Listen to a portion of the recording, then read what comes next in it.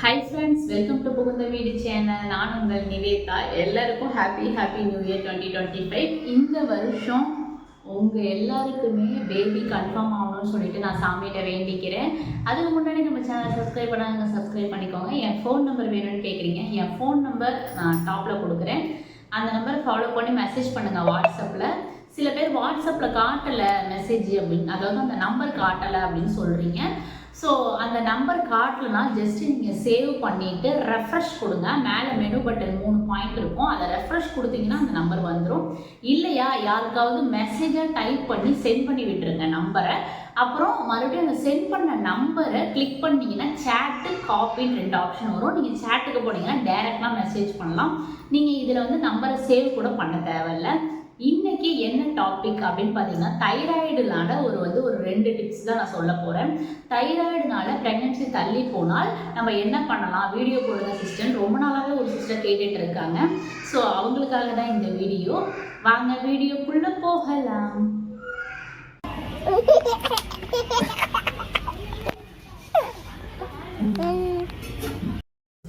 இந்த தைராய்டுன்றது ஒரு விதமான சுரப்பி தான். அந்த சுரப்பி வந்து நம்ம தொண்டையில இருக்கும். அது வந்து இந்த இடத்துல இருக்கும்.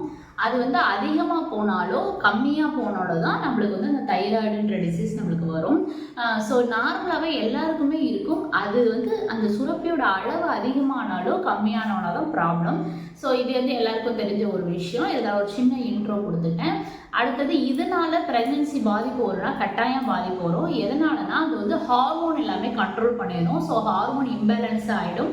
அந்த மாதிரி இருக்கிறப்ப உங்களுக்கு ரெகுலர் பீரியட் இர்ரெகுலராக ஆகிறதுக்கு கூட வாய்ப்புகள் இருக்குது. ஸோ அதனால் வந்து இர்ரெகுலர்ன்றப்ப பர்ஃபெக்ட் ஓவுலேஷன் எப்போ நடக்கும் அப்படின்னு உங்களுக்கு தெரியாது. ஸோ பர்ஃபெக்ட் ஓவுலேஷன் எப்போ நடக்கும்னு தெரிலனால் நம்ம அந்த டேட்டில் வந்து எதிர்ச்சியெல்லாம் ஒன்றா இருந்தால் தான் நம்மளால் தரிக்க முடியும் பேபி.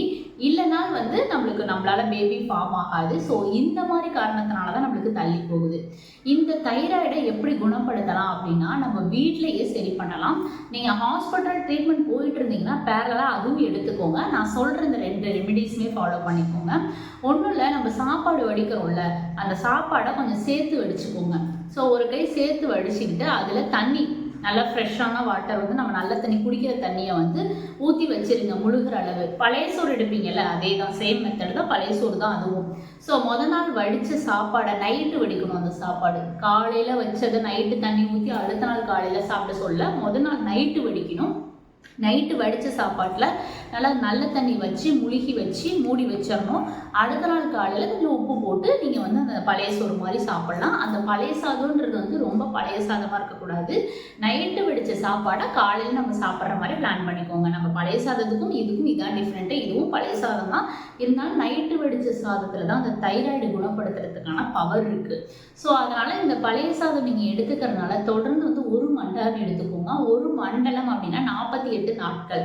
ஸோ எதனால 48 நாட்கள் தொடர்ந்து நம்ம பண்றோம் அப்படின்னா, நம்ம ஒரு விஷயம் 48 நாட்கள் தொடர்ந்து பண்ணோம்னா அதோட முழு பெனிஃபிட் கிடைக்கும் அப்படின்றதுக்காக தான் 48 நாள் நம்ம பண்ணணும் அப்படின்னு சொல்றது. இது நீங்க ரெகுலரா எடுக்கும் பொழுது உங்களுக்கு தைராய்டு ஹார்மோன் வந்து பேலன்ஸ் ஆகிடும். ஸோ தைராய்டுன்ற ப்ராப்ளம் உங்களுக்கு இருக்காது. இதனால ஹார்மோனும் பேலன்ஸ் ஆகிடும். அட் தி சேம் டைம் பார்த்தீங்கன்னா உங்களுக்கு ப்ரெக்னன்சியும் கன்ஃபார்ம் ஆகிடும். தைராய்டுனால பாதிக்கப்பட்டு எடுத்தீங்கன்னா நீங்கள் பழைய சாதம் சாப்பிடலாம். இதுலேயே பேரலாக உங்களுக்கு வந்து மோஸ்ட்லி வந்து சுகர் இருக்க வாய்ப்பு கிடையாது. ஸோ சில பேருக்கு வந்து சுகர் ப்ராப்ளம் இருக்குது. ஸோ அந்த மாதிரி சமயத்தில் வந்து நீங்கள் ஒயிட் ரைஸ் எடுத்துக்கிட்டிங்கன்னா கொஞ்சம் சுகர் அதிகமாகிறதுக்கு வாய்ப்புகள் இருக்குது. ஸோ சுகர் பேஷண்ட் வந்து இந்த இது ஃபாலோ பண்ண வேணாம்.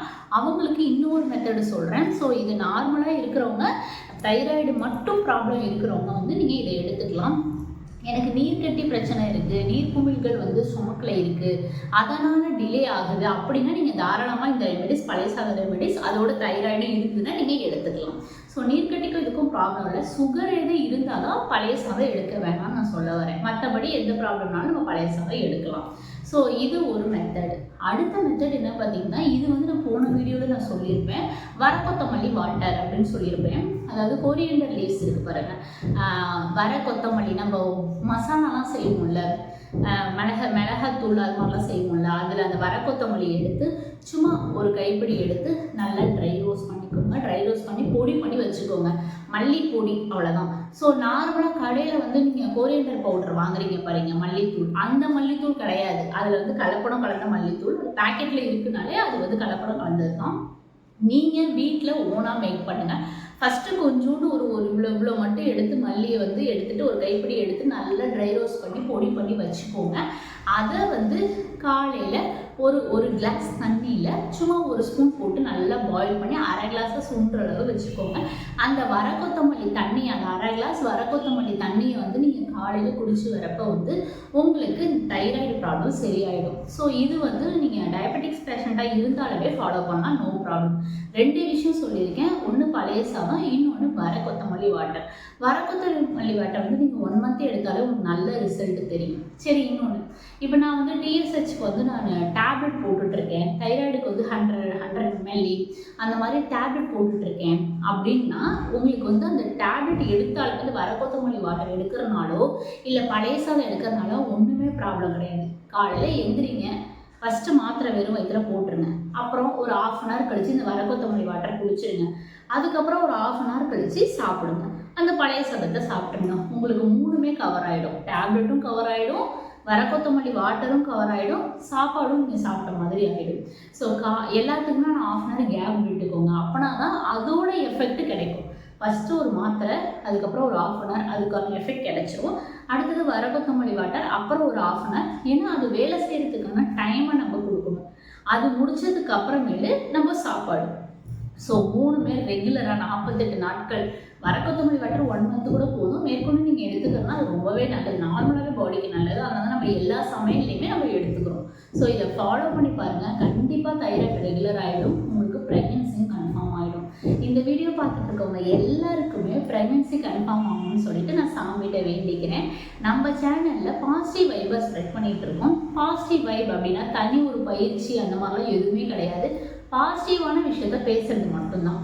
ஸோ நம்மளோட கம்யூனிட்டி போஸ்ட்னு ஒரு விஷயம் இருக்குது. நம்ம சேனலை கிளிக் பண்ணி கம்யூனிட்டின்னு ஒரு ஆப்ஷன் இருக்கும். அதை கிளிக் பண்ணிக்கிட்டிங்கன்னா நானும் நம்ம சப்ஸ்கிரைபரும் பேசின வாட்ஸ்அப் சேட்ஸோட ஸ்க்ரீன்ஷாட் போட்டிருப்பேன். ஸோ அந்த போஸ்ட்டை நீங்கள் பார்க்குறப்ப அதில் வந்து ப்ரெக்னன்சி கன்ஃபார்ம் ஆகிருக்குன்ற மாதிரி சொல்லியிருப்பாங்க. நான் திருப்பி அதுக்கு ரிப்ளை பண்ணியிருப்பேன். சில டவுட்ஸும் கேட்டிருப்பாங்க, அந்த டவுட்டுக்கும் கிளியர் பண்ணியிருப்பேன். ஸோ அதில் உங்களுக்கு தேவையான டவுட்ஸுக்கான ஆன்சரும் இருக்கிறதுக்கு வாய்ப்புகள் இருக்குது. அட் தி சேம் டைம் பார்த்தீங்கன்னா நீங்கள் அதை பார்க்குறப்ப நம்மளும் இந்த மாதிரி பாசிட்டிவ் வரணும் அப்படின்ற எண்ணங்கள் உங்களுக்கு வரும்.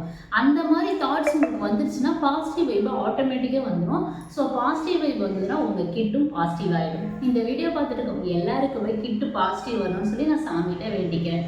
மறுபடியும் எல்லாருக்கும் ஹாப்பி நியூ இயர் 2025. தேங்க்யூ.